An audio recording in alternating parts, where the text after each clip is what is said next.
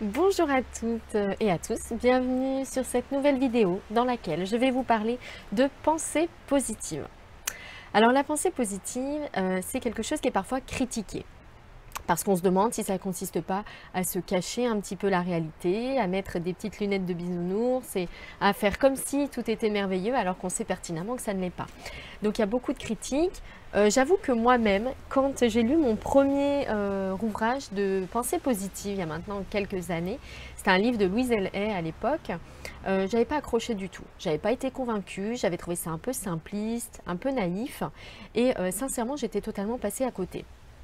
Je reviens aujourd'hui dessus parce que ça fait à peu près 2 ans que j'ai vraiment décidé de me former à tout ce qui touche au développement personnel et que je mets en place des pratiques quotidiennes pour changer réellement ma vie avec les défis zen. Et j'avoue que ma vision de la pensée positive aujourd'hui avec ce recul est complètement transformée. Donc j'ai envie de partager avec vous dans cette vidéo cette habitude très simple à mettre en œuvre au quotidien pour pratiquer la pensée positive et aussi pour terminer un petit outil magique que j'utilise moi-même et qui fonctionne très très bien. Alors tout d'abord, la pensée positive, qu'est-ce que c'est? Donc ça n'est pas mettre des lunettes, se cacher la réalité, se voiler la face, etc. En réalité, l'idée de la pensée positive, c'est de dire que face à une situation, face à une épreuve, on peut soit se plaindre, râler, ressasser, etc. Soit essayer d'avoir une autre attitude, apprendre une leçon, tirer un enseignement pour l'avenir. Qu'est-ce qu'il faudrait que je fasse peut-être différemment pour que ça ne se reproduise plus? Et puis ça peut être également simplement d'accepter ce qui ne peut pas être changé. Bref, l'idée c'est simplement de voir le monde sous un autre angle. En fait, la réalité, si vous voulez, toute chose, un objet, une personne, une situation, etc., un fait, toute chose peut être vue à de multiples facettes, une infinité même de facettes. La réalité est extrêmement riche, extrêmement vaste. Il y a beaucoup de choses qui sont vraies à la fois. Donc l'idée, c'est simplement de se dire qu'on ne peut pas voir toute la réalité d'un coup comme ça. On ne peut pas tout voir. Forcément, notre esprit se focalise sur certaines choses. Il élimine d'autres choses. Il fait un tri, il fait une sélection. L'idée de la pensée positive, c'est simplement de se dire, de prendre cette responsabilité, cette décision de faire le choix de ce sur quoi on va porter notre attention. Premier petit pas que je vous propose de tester pour mettre en pratique la pensée positive au quotidien, c'est de vous inspirer de pensées positives. Lisez, enrichissez-vous, il y a énormément de sources d'informations aujourd'hui qui parlent de pensée positive, qui véhiculent des messages inspirants. Je pense à des revues comme Happiness, Flow, Simple Things, Psychologie Positive Magazine. Pour parler des revues, il y a des blogs également qui sont positifs, qui sont inspirants. Trouvez ce qui vous convient, mais voilà, essayez de sélectionner vos sources d'informations. Il y a également quelque chose, moi, que je trouve merveilleux, ce sont les citations inspirantes. Il y a beaucoup de messages, je vous le disais en introduction, qui paraissent naïfs, tellement ils semblent simples. C'est donc très important qu'ils aient un bel enrobage. Vous voyez, un petit package là, quelque chose qui donne envie et qui crée le déclic. Très souvent, les citations inspirantes ont un énorme pouvoir de motivation. Sur ma page Facebook, tous les jours, j'en partage 2 parmi toutes celles que je trouve, celles qui m'inspirent le plus. Abonnez-vous donc à la page si vous ne l'êtes pas encore pour les recevoir, pour les découvrir. Je trouve que c'est très très inspirant les citations comme ça. Par exemple, j'en ai une qui me vient là tout de suite en tête, c'est celle de Confucius. On a 2 vies. La deuxième commence quand on réalise qu'on n'en a qu'une. Ça, je trouve que c'est merveilleux comme citation. J'en ai plein comme ça. Il en existe plein. Il y a d'excellents auteurs, des personnes qui vraiment trouvent les mots justes pour nous donner envie, pour nous faire réaliser ces choses pourtant évidentes. Deuxième petit pas pour mettre la pensée positive dans votre quotidien, prenez conscience de cette fâcheuse tendance que nous avons à être naturellement pessimiste. Voilà, on est un petit peu dark quand même, je trouve, de nature. Et cette tendance est vraiment véhiculée par les médias, par la presse, par la télévision. Et tout ça, c'est vrai que de plus en plus, ça me révolte. Je trouve ça vraiment dommage et je ne suis pas la seule. Un film comme Demain, par exemple, qui avait justement pris le parti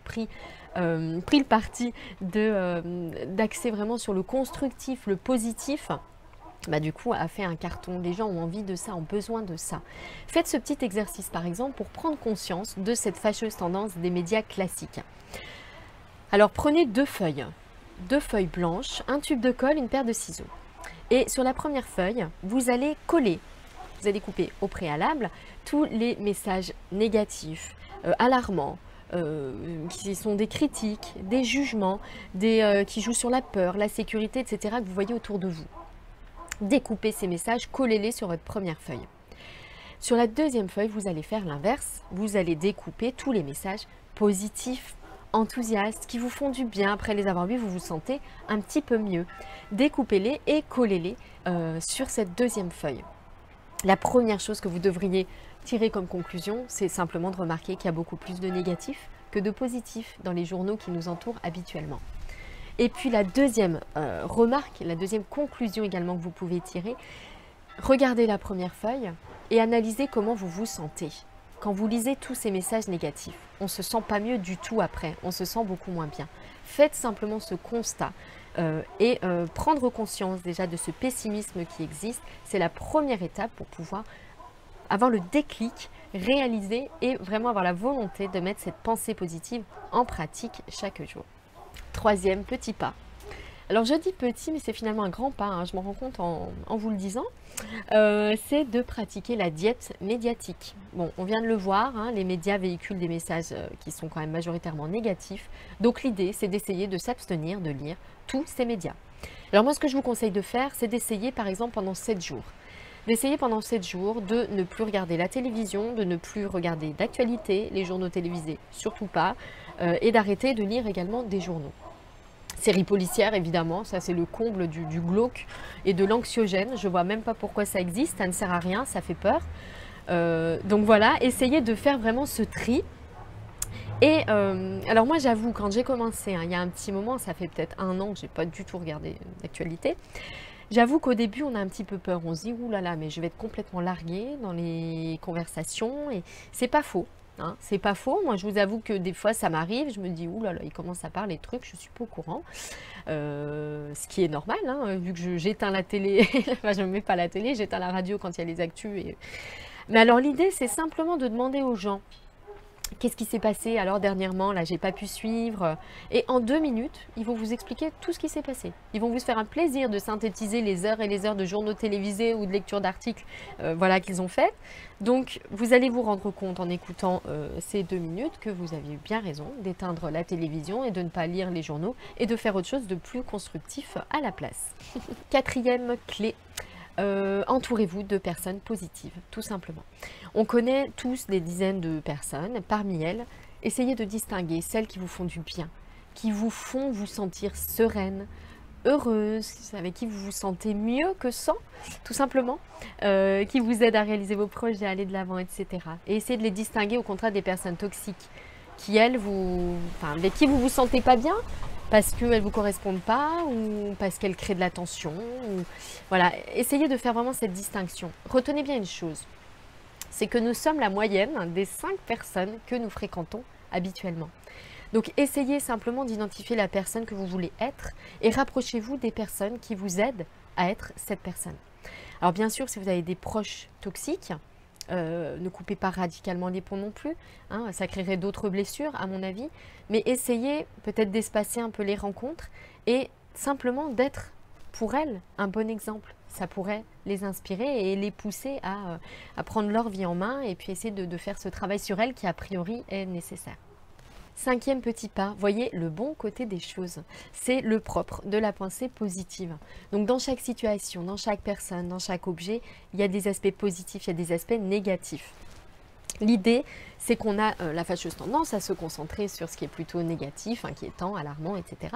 Ce qui nous fait peur, et à oublier le positif. Donc vous allez simplement prendre cette habitude, quand vous vous retrouvez un peu dans cette envie de critiquer, de vous plaindre, de juger, de noter 5 qualités de la situation en cause, de la personne, etc. 5 avantages.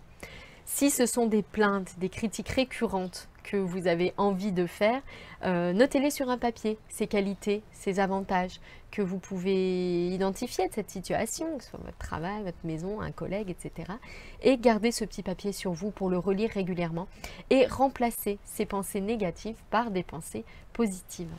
6e petit pas, habituez-vous à changer votre point de vue. C'est très important. Souvent, on est trop affirmatif, on est trop campé sur ses positions, on est persuadé d'avoir toujours raison et on a besoin d'avoir raison. C'est comme si notre moi en dépendait. D'ailleurs, c'est souvent le cas, quand on manque un peu de confiance en soi, on en rajoute des tonnes. Et du coup, on se ferme un petit peu aux opinions des autres. Ce qu'il faut savoir, c'est qu'il n'y a rarement qu'une seule bonne solution. Il y a plein de façons d'aborder les choses, d'aborder les situations. Moi, j'aime beaucoup ce petit exercice qui vous aidera en cas de conflit, parce que souvent, quand on est affirmatif comme ça crée des conflits, quand on ne s'ouvre pas assez aux opinions des autres, à leur point de vue, à leur ressenti également. Alors j'ai découvert moi ce petit exercice de PNL et j'aime beaucoup. Quand vous venez de traverser un conflit comme ça, prenez quelques minutes et un conflit ou un désaccord très fort, un peu pénible. Et mettez-vous, donc revivez la situation en vous mettant donc à votre place. Revivez ce qui s'est passé, ce que vous avez ressenti, etc. Puis vous allez refaire cette petite visualisation, cette fois-ci en vous mettant à la place de l'autre, de votre adversaire. En imaginant vraiment ce qu'il a ressenti, ce dont il avait besoin et voilà, pourquoi est-ce que lui a défendu ça, pourquoi. C'est de vous mettre vraiment à sa place. Et puis troisième visualisation, cette fois-ci, vous allez vous mettre à la place d'un tiers qui aurait assisté à cette scène. L'idée, c'est simplement de vous rendre compte qu'il y a beaucoup de façons de voir les choses et que la vôtre n'est pas forcément la meilleure. Ou en tout cas, même si c'est la meilleure, il y en existe d'autres qui sont également très bonnes et qui méritent en tout cas de l'attention et un peu plus d'ouverture. Septième petit pas, tester la visualisation positive. Alors on dit souvent que nous sommes la somme de nos choix passés, que donc le présent c'est la conséquence de nos pensées, de nos actes passés. Mais alors qu'en est-il du futur? Le futur, c'est aujourd'hui qu'on le construit. Donc ce qu'on va penser, ce qu'on va faire aujourd'hui, ça va agir bien sûr, avoir des conséquences sur le futur. On construit notre moi futur à chaque instant aujourd'hui. Alors ce que je vous propose dans ce petit pas, dans cette petite action, c'est de faire une visualisation, de pratiquer régulièrement la visualisation positive. C'est d'ailleurs justement le défi zen de la semaine, tester la visualisation positive et c'est extrêmement efficace.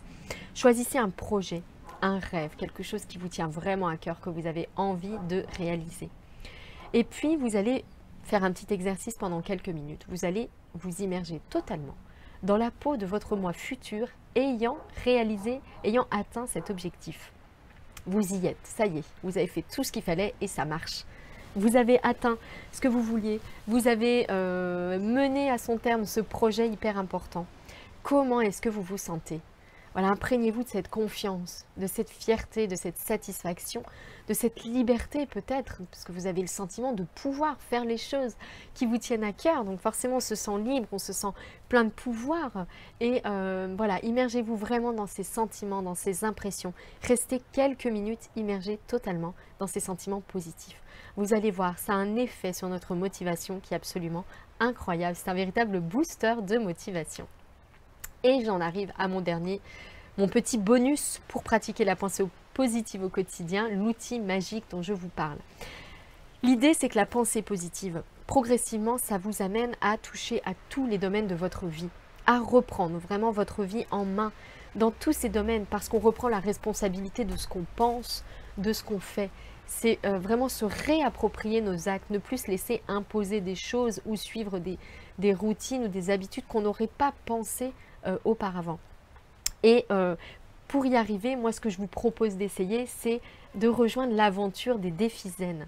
Avec le blog Les Défis Zen, j'ai créé donc ce concept qui de plus en plus est courant aujourd'hui parce qu'on se rend compte de l'utilité que ça a, de l'efficacité que ça représente, de s'engager à relever des défis régulièrement. Moi je vous propose un défi par semaine pour reprendre votre vie en main, pour mettre en place des habitudes positives dans tous les domaines de votre vie. Vous voyez, on parle de visualisation positive, il y a également toutes les habitudes qui ont été détectées par la psychologie positive, le fait de sourire, le fait de noter ses gratitudes, etc. Travailler sa confiance, travailler sa bienveillance avec les autres, apprendre à méditer, etc. J'en passe, il y en a des tonnes. Je vous invite vraiment à rejoindre ce mouvement, je vais vous mettre un petit lien. C'est encore totalement gratuit, mais ça ne le sera pas éternellement. C'est vraiment une aventure exceptionnelle qui va vous donner beaucoup de motivation pour enfin mettre en pratique, c'est notre défaut, de pratiquer réellement les bons conseils, les bonnes choses qu'on découvre autour de nous. Voilà, j'espère que cette vidéo vous a plu, que ça vous a donné envie de mettre en pratique cette pensée positive dans votre quotidien. Je vous souhaite une très belle fin de journée et je vous dis à très vite pour une nouvelle vidéo.